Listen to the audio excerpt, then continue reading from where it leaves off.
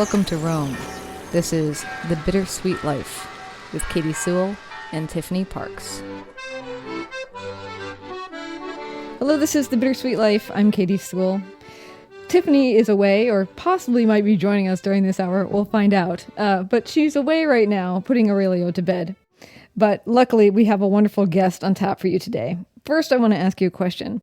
How many of you have been in this situation? You've been studying Italian for weeks. Maybe you've even been studying it for years. And you are finally on your trip to Italy, the one you've been planning this entire COVID lockdown. Or maybe you've finally moved there. But when you do get to Italy and you try to speak Italian in country, your mind just goes completely blank. Or you find that you're seeking for words that you thought you knew really well. And you wonder to yourself, did I waste all of my time studying only to not be able to recall it when it really matters? Or maybe the words are still coming to you, but it is just so hard to understand everyone around you.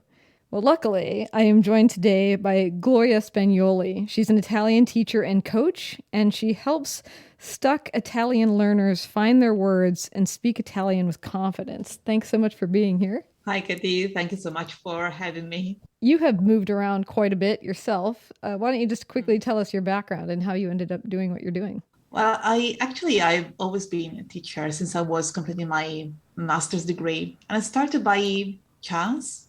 I was looking for a job to fill in my schedule because I had to earn some credits to complete my degree. And then I randomly chose an Italian teacher position in a middle school, and I liked it. So I decided to continue and get certified. I started teaching in a school, and then I began teaching online also. I did it also in presence in the UK, in London, and in Spain, and now I'm still doing it. And where in Italy are you? I'm actually in Pavia, but I'm here temporarily because I am about to relocate to Spain again. Oh, I see. This is such a wide-ranging topic, of course, of all the difficulties that it is to speak a foreign language in the native country. But let's start with some of the things that's happening in your mind when you're trying to speak Italian and you feel like you're failing. I know for me, when I was living in Italy for a year and really didn't know the language, that because of that, I had a shyness about even getting into certain encounters at all, knowing that I could easily and quickly be in over my head. How do you approach just that general shyness of, maybe knowing some words, but not even sure you want to say them out loud to anybody? Well, that's a common situation, especially when you are in the country where everything and everyone overwhelms you. But my approach and what I recommend usually is to start gradually, because it can be really, really overwhelming, especially, if you're in the country, and especially if you are so eager to speak that you want to jump immediately and just take everything out. But if you have learned for a while and never got the chance to take the words out, it can be really daunting. So starting maybe with a situation that you can manage, that takes you just slightly out of your comfort zone, but doesn't overwhelm you, that's a really great point to start. And I never get tired to say that practice and repetition really are key, because we tend to be so harsh on ourselves and think that we have to know what to say straight away most of the time because we have learned for ages. But recognizing a word in a book or in a newspaper or any text and being able to say that word are two different experiences. Mm-hmm. And we need time before we can actually say a word or a phrase or a full sentence. So starting gradually is the first thing to do. I loved one of the things that you actually said on your website, which was that speaking any language is a habit, and to create any habit, it takes practice for it to become an automatic thing. Absolutely. I've never heard it put so simply, actually, because you just think if you study and study and study, you should be able to do it. But like anything, it just takes time to feel like riding a bike, as they say, easy. In thinking about what circumstances to be in when you're first trying out your language in the actual country that you've been studying, some of my first experiences trying to speak Italian were in a grocery store in the checkout line, just out of necessity. But what would you say is a better place to start? Is there more comfortable places? Absolutely. The grocery store can be pretty stressful. It was. But if you cannot if you cannot avoid the grocery store, well, reward yourself after that because it's a really stressful experience. But if you can afford to choose an experience, actually there's no best choice. You have to be honest with yourself and see what situation makes you feel comfortable. You want to feel comfortable after all. While it's you're doing something stressful, which is taking you a lot out of the comfort zone. So maybe starting comfortable that would be better. But it depends. I can speak for myself. I'm an introvert person. I function better in small groups or even better in one-to-one conversations. So I myself would go for a group of 1 or 2 people to start with. That's more than okay. But if I'm starting out from scratch, maybe one-to-one is better. You just have to be honest with yourself and see what makes you feel comfortable. So for you, you were born in Italy, right? So you kind of have the opposite where you learn English along the way. I mean, do you think about it that way sometimes when you're teaching what it was like for you to learn English and speak in those early days? Oh, yeah, always, because I was taught the traditional method, a lot of grammar, a lot of word list. And then I always tell this anecdote that I went to the UK when I was 14.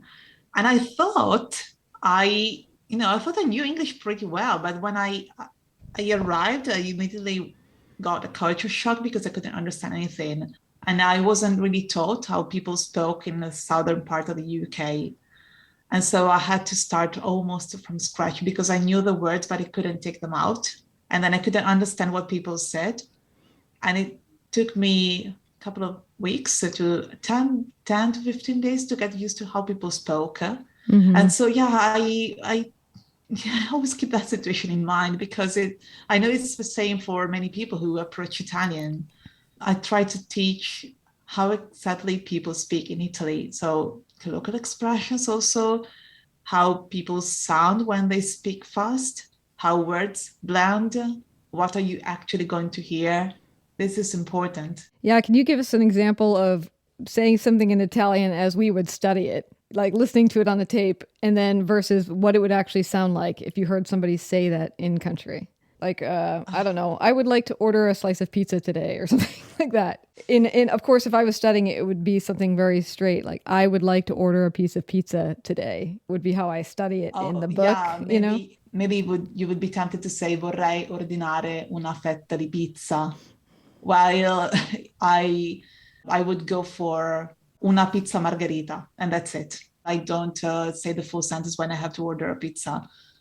Teaching natural Italian and not the traditional course book Italian is vital because you want people to communicate effectively and you want them to be ready for what they might hear. Today's show is sponsored by Sambucol. There's nothing more important than taking care of yourself. If you're not feeling your best, it's hard to be your best. Sambucol offers powerful immune support with nature's superfruit, black elderberry. My neighbor was the first person to tell me about black elderberry. She loves it so much that she even advertises elderberry on a sign in her front lawn. Nothing makes her feel better, she says. And Sambucol makes taking elderberry easy. I've been trying the elderberry gummies. They are extremely tasty. They almost taste like a dessert. I just add them to the vitamins that I take every morning. If you want to give it a try, you can get 15% off your order of $9.99 or more at sambucolusa.com. When you're there, use the promo code bittersweet15. That's Sambucol, spelled Sambucol, sambucolusa.com, and use the code bittersweet15. Now, back to the show. Well, Tiffany's going to join us now, actually. So I'm bringing her in. We're doing this big new thing. We're bringing her in on Zoom. So she's going to sound a little different than normal, but we're going to try it. Let's bring her in and let her join us. She's been in Rome for the last 16 years. So she'll have her own view on this, certainly. Hello, Tiffany. Hello. Thanks for joining us. This is Gloria. Hi, sorry I'm late. Hi, Gloria. Hello. Yes, I mentioned that you were putting Aurelio to bed and may or may not be joining us tonight. we were just talking about how when you hear Italian and you've been studying Italian, you might study it in this one very particular way, like what you might read in a book. We were using the example, I would like to order a piece of pizza today, versus how it would actually be said if you were in Italy. So that's what we were just discussing. Gloria, you also say that you, kind of what we're getting at here is that you are teaching people not only how to be more confident in speaking Italian when they get to Italy, but also how to combat negative self-talk and also how to understand Italian culture itself. So why don't we, let's see, what should we do first? Tiffany, you pick. Negative self-talk when trying to speak a new language or understanding the culture that you're speaking in? Let's start with negative self-talk, because I think a lot of people feel like, oh, I'm too old to learn a new language. I'll never be able to do it. Or I'm not good enough. I can't start. I sound stupid. That's interesting to me. All right, Gloria, what would you say about the negative self-talk? Well, that start from what Tiffany said, I'm too old to learn, I'm going to sound stupid, which are common thoughts. First of all, well, I try to tell things as they are. So you might be old, but that doesn't mean that you can't learn. So education is maybe the first step to fight negative self-talk. And also, I'm not talented is another one. I try to tell people that practice is the real key to mastery and not talent, because you can be talented potentially, but if you don't do anything with your talent, you're just potentially talented. And when thoughts come up, I simply teach my students to reframe them into a more realistic way. For example, I'm not talented. Do you have any evidence of you not being talented? Is there any other way you could look at that? For example, maybe other options that you haven't taken into consideration. For example, maybe you haven't found what works for you. Maybe you haven't picked the right material. Try to look at reality from the outside and then reframe it, because reframing is a really powerful tool when you have to fight negative self-talk. The thing is, reframing a negative thought into its opposite, positive version doesn't work. It needs to be something that you can still believe. So if you say, for example, well, I'm not talented, I'm never going to learn, you can say, yes, I haven't learned a lot, but maybe there is another method that I can try. I was just confronted with this just the other day. I was talking to someone, and people often say this to me here. They say, oh, your son is so lucky to learn English and Italian at the same time. Me, I absolutely can't speak foreign languages. I'm not capable of speaking a foreign language. I'm just bad at it. I just have I hear it so often from Italians who don't speak English, or maybe they do speak some English, but maybe they're too shy to try to speak English with me. And they just always say that. And I always feel like saying, how do you know? I feel like saying the same sort of things you say. I was a singer for a long time, a classical singer, and so many people used to say to me, oh, I wish I could sing. I have no talent for singing. And I used to say to people, everybody can sing. If you can speak, you can sing. You just have to have someone maybe give you some pointers. And I think it's the same with learning languages. I mean, not everybody's going to be a polyglot, but I think if you have the right teacher and, like you said, the right method, because maybe not every method is right for every person, I think people can learn. That's absolutely. I always bring my personal example. I play guitar and I'm not talented. Trust me. I have to work hard on my guitar book. And I keep saying that if I got better, because I did get better playing my guitar, well, there's a hope for everybody, because really I don't have a guitar gene. So I'm not using any particular technique, just repetition, going back, making mistakes, going back again and repeating, making the same mistakes, repeat the same exercise. But this is how I get better. I wonder why, when it comes to languages versus playing the guitar, maybe it's because you have to interact with other people, but why it seems so embarrassing when you're first beginning to speak and knowing that you're searching for the words and maybe failing to find them. You know, why we are so unwilling to fail in that regard, when maybe playing the guitar, I wouldn't pick up the guitar right now and think I'm going to be able to play my favorite song, having never picked one up before.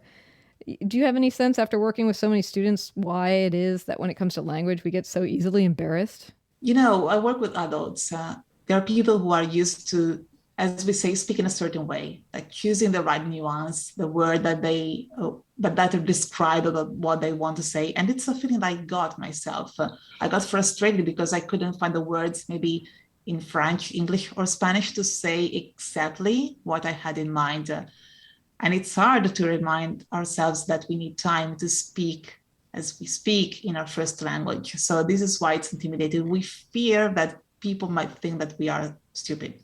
And this is a reason why it can be intimidating to speak a second language or foreign language.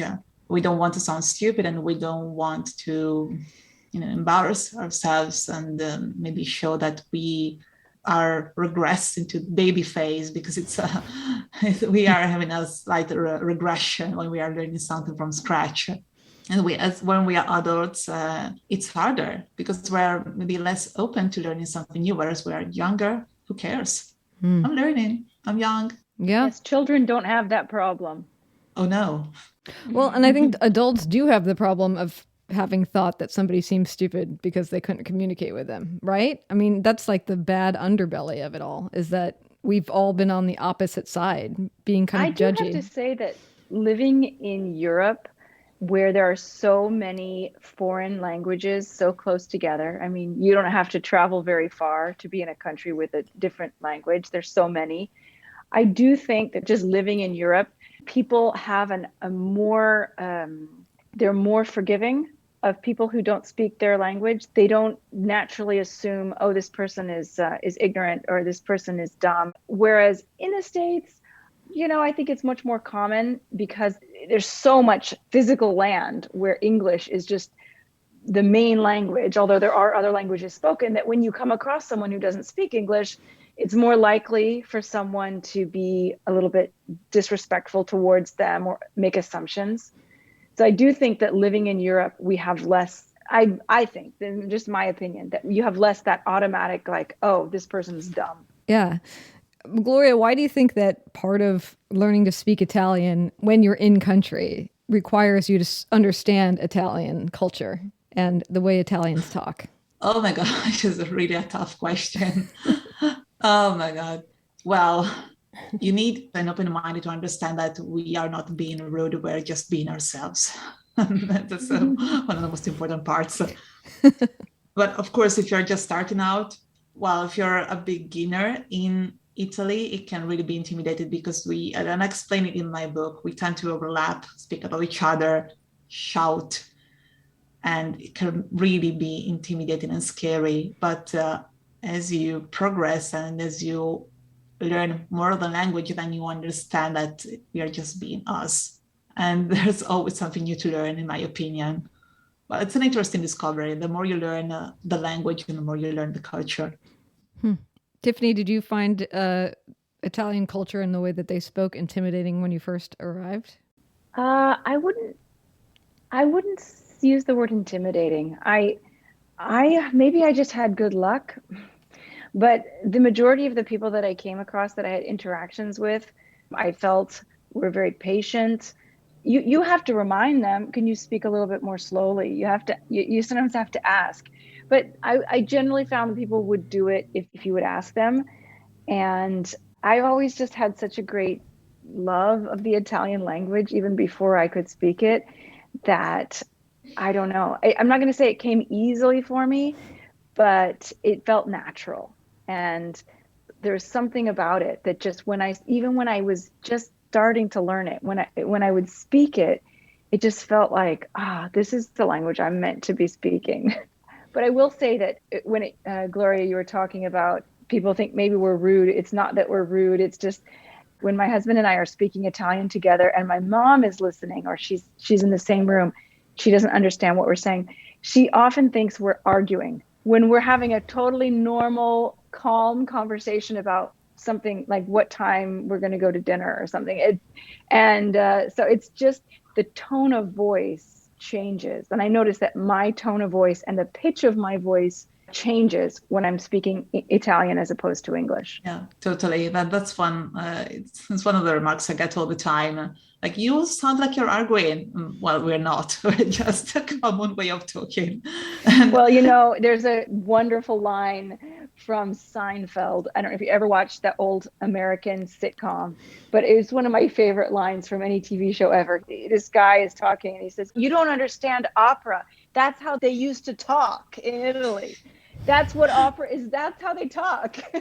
That's an exaggeration, but it kind of is. I mean, the dramatic aspect of it, the melodic aspect of just the way the language sounds, it leans in so well to being sung. It's just so, the vowels are so pure, and people do get very dramatic and very emotional when they speak, and they use their hands all the time when they speak, and it's very operatic.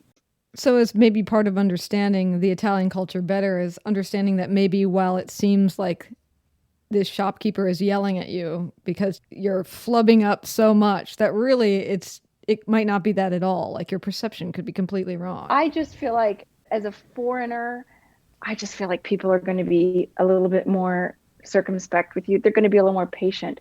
It's more likely you're going to see two Italian shopkeepers who are talking to each other, and you think that they're fighting, when in reality they're talking about the calcio game last night, and it's not an actual fight, but it looks like they're fighting. And they might even kind of get up really upset, but then they hug at the end and they say, "Okay, I'll see you for dinner tonight." I mean, I asking because that was certainly my perception, that particularly going back, Gloria, to what I was saying about some of my first interactions being at the grocery store, I did feel like most people seemed absolutely exasperated with me. And I don't know if that was, that probably was my shyness and perception and being new, but maybe, so I guess that's part of what you're getting at is sort of understanding the tone can help. Yeah, absolutely. So your experience was, I don't think you're the only one, actually. I got that experience a few times when I was living abroad in Spain, precisely because the UK had a calmer, there was a calmer tone of voice normally. But when you're shy, you think maybe you're doing something wrong or you made someone mad. And when someone raises the tone of their voice, you might assume it's your fault, probably. Knowing that actually that's the way people talk, it's reassuring because you get to rationalize that and say, "Oh, it's not about me, it's them." So do you have any tips that you would give for anybody who's currently planning to take a trip to Italy and want to try out their Italian? Any advice that you can give? Practice. That's the only one. No, apart from that, I'm joking. But practice is vital. If you've never done it, start now. And the best thing that you can do it also in your mind. I explained it a lot, and on my Instagram page, in my newsletter too, that if you don't want to hear your voice, you can practice in your mind and polish your sentences until you're happy with them. And you can imagine a conversation and see how it plays out in your mind. And once you get out there, you are ready for that conversation. Speaking out loud, that's another great tip, because one thing is imagining yourself talking, another thing is talking. And getting used also to how Italians really talk. And if you're not learning with a teacher, you choose the right book for you, the book that you like, that's at your level. And if you read it while listening to the audio track, it can give you an idea of how words will sound. The key is preparation. Practice, preparation, and never stop at the first mistake, because you're going to make mistakes over and over again. Just get used to them and use them as a lesson. They only mean that something requires your attention. They don't mean that you're never going to learn. That's what your mind tells you, but reality is totally different. Right. And what about the accent? I've always wondered this. Would it be better, say I'm learning Italian, and as I've told you before, my Italian pronunciation is just atrocious at this point, and I also have not been studying at all since I left Rome. So I think I got a pass on that. But Derek always says that maybe it helps if you also kind of, when you're speaking it, try to mimic a little bit about how it sounds so that you're not saying it with an American accent. You're basically doing your best imitation of an Italian accent. What do you think about that strategy? More than in the accent, intonation is probably more important because we all have an accent. You're listen to me now.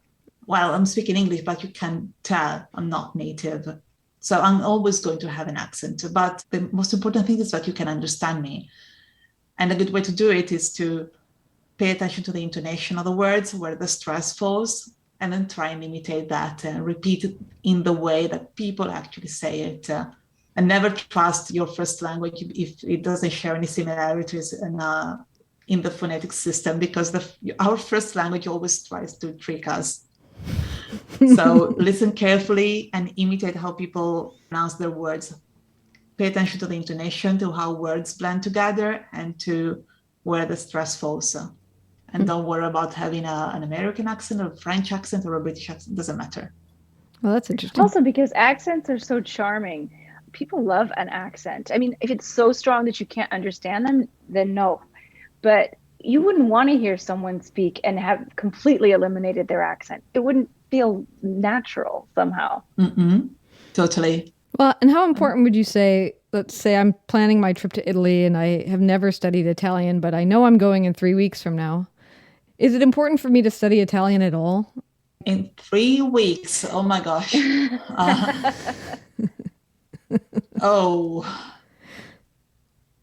I want an easier question. It depends on what you want to say, actually, or what you want to do. If you want to have some basic conversations, you can review some basic sentences depending on what you are planning. Some basic survival sentences. If you don't want to have any interaction at all, and if you are planning an organized trip, well, you're free to do whatever you prefer. But I wouldn't recommend starting 3 weeks before. Is there ever a point where, say you're having trouble studying Italian, is there ever a point where, I don't know, maybe this is a terrible question, but where you might just realize that you just don't, like when you say, oh, I'm terrible at languages, I'm never going to learn this language, I'm not progressing. Is there ever a time when you should admit to yourself that you don't really want this that much, that you don't really enjoy this, that maybe learning a language is not what you want to be spending your time on? Oh gosh, you mean like when you reach a point where you say that you're not good to learn languages and you just want to drop? Or is that just an excuse? Do you mean a specific language, Katie, or all foreign languages? Well, let's say specific, I guess, because that makes more sense in the context of our... But yeah, you're right. It could go both directions, but... You would like to know what to do in that case? Yeah, like is it reasonable for me to decide that I don't really want this, or is that just me making another excuse for my own failings at learning this, How important is it for you to learn that language, Italian specifically? For me? Why do you want to learn it? I mean, not to you, but I'm just making a provoking question.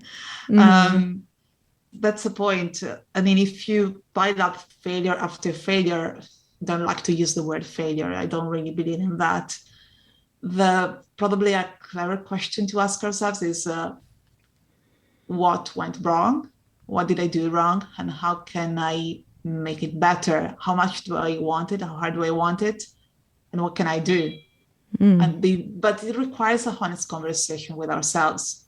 What did I do wrong? Maybe I didn't use the right material. Maybe I never learned with a teacher. Maybe I thought that seeing a word once was enough. There might be many, many reasons for that. And it requires a lot of honesty.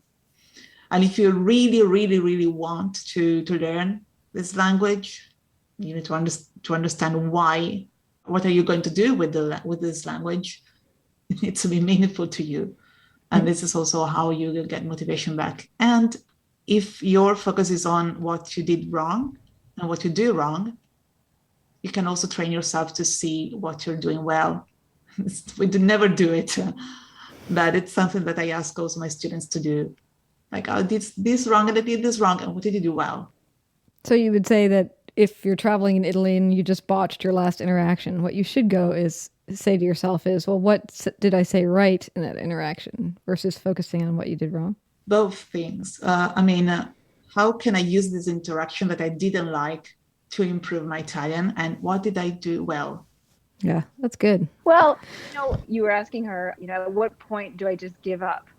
Gloria, you said quite rightly, how important is this to you? How much do you want it?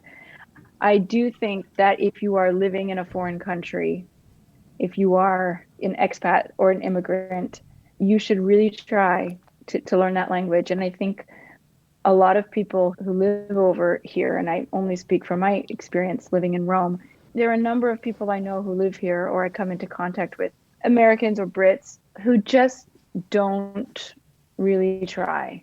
They learn enough to get by. They learn enough to get by at the supermarket. But I think Gloria has a great point that you're not going to really ever get to know the Italian culture if you don't speak the language, at least to a certain extent.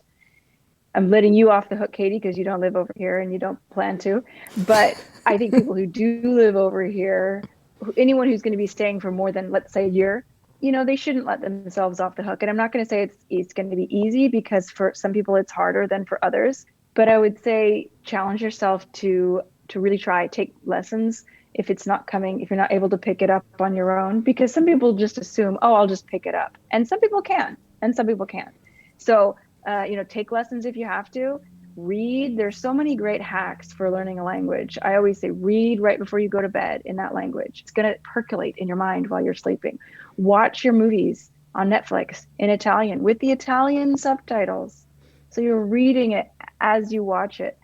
And I just think, expats who speak the language of the country they live in have such a more full experience, such a more full life. Even if they're not going to be ever native level, it's so worth it to be able to speak the language of the country you live in. Absolutely. I can also speak from my own experience living in Spain. I had to open a bank account and find an accountant to talk about all these bureaucratic things that I didn't know. I didn't even know how to say accountant in Spanish before, and I had to learn it. But that, of course, that enriched my experience, but it also gave me more tools to get by myself and be more independent. And this is priceless, to be able to make it on your own in another country. Yeah, for sure. Yeah. Well, Gloria, thank you so much for joining us on the show today. I really appreciate it. Thank you. If you're interested in working with Gloria more, you can visit her website, speakita.com. How do you pronounce that to yourself? Speakita. Speakita. Speakita.com. Speakita.com. We'll put a link in the show notes. How else can they find you? I know you have a YouTube channel. I'm mostly on Instagram. It's Speakita Language Coaching. You can find me there also. I post basically daily from Monday to Saturday. I'm always there. Okay. And there you can find some content also about learning Italian and about also mindset, which is another important part. Thank you so much. And until next time, this is The Bittersweet Life. I'm Katie Sewell. I'm Tiffany Parks. Join us again. Bye. If you love the show, take a moment to leave us a review on Apple Podcasts. We love to read while you listen, and your rating might help someone else discover the show. Take just a couple of minutes to let the world know what you think of this show. It means the world to us. Thanks.